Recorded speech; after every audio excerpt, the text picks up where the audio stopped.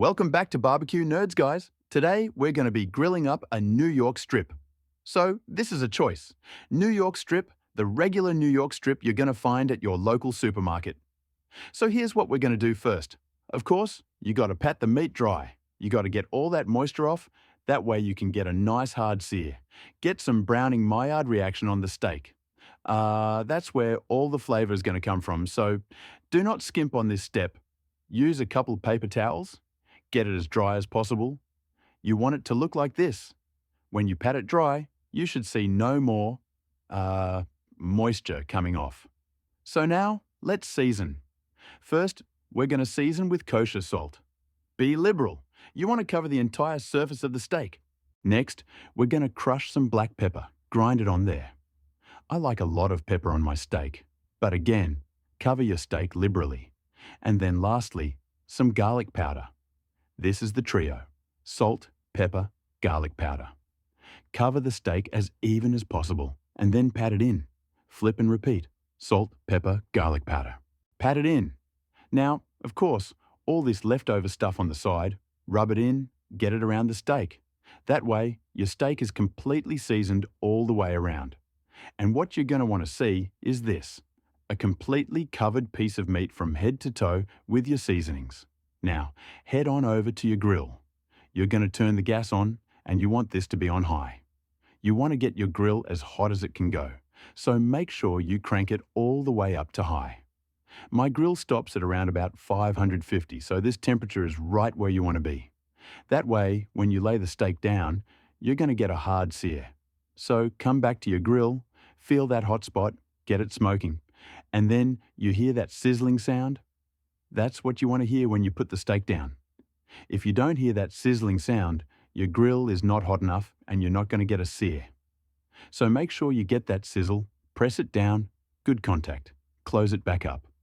Now, this steak is going to take about 10 minutes. After about 2 minutes and 30 seconds, you're going to come back to your steak and check it for some grill marks. So when you lift it, it should look like this: nice brown grill marks. And now what you're going to do is turn the steak. I turned it a little bit too much for this video. All you have to do is do a slight turn. This was about a 45-degree turn. Just turn it a little slighter than me, and then close the grill back up. Then, after about another 2 minutes and 30 seconds, you're going to come back and flip it. So you should see diamond marks if you did it correctly. I messed up here, but no worries. It's still going to come out great. When you flip it, make sure you press it down again, get good contact. And this is what a little behind-the-scenes footage looks like. Don't be afraid to use your iPhone, people. Here's the steak. It's coming up beautifully.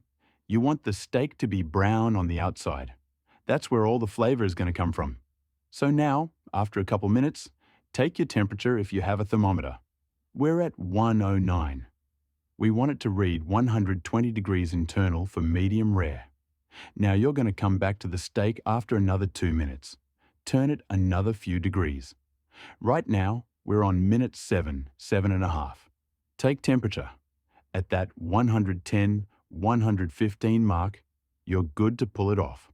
Poke it a little bit, make sure it's that right texture you want.